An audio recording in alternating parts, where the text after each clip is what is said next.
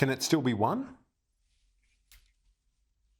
I definitely think it can still be won, Kieran. I think that what you see with published polls, and as much as politicians don't like to say they follow the polls, as you know, we often do, but they do bounce around. And what I am confident of is that practical argument, because so many Australians want to do the right thing. They want to see advancement for Indigenous people in this country. They want us to be able to close the gap.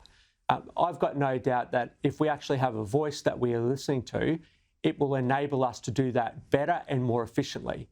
And that'll be a great outcome for government across the country if we actually are doing that in a more efficient way than what we've seen over the last 10, 20 years, where we've been spending money and haven't been closing the gap.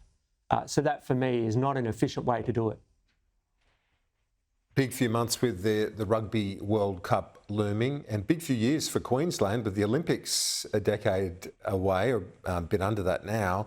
You were opening some rugby training facilities today. Talk us through it. What are the prospects here, and is there any link to the upcoming Olympic Games as well in terms of these facilities in Queensland?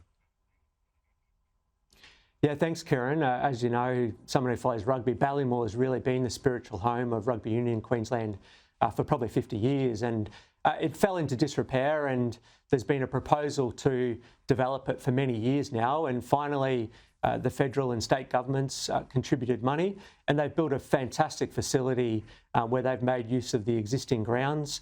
The great news is that the Wallaroos, so the female Australian rugby team, they'll be headquarters there.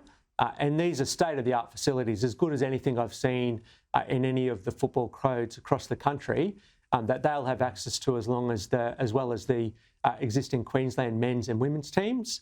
And then over the next 10 years in the lead up to the Olympics, it will end up becoming the hockey centre for the Olympics as well. So it really is exciting to see good facilities that ensure that men's and women's teams are on an equal footing.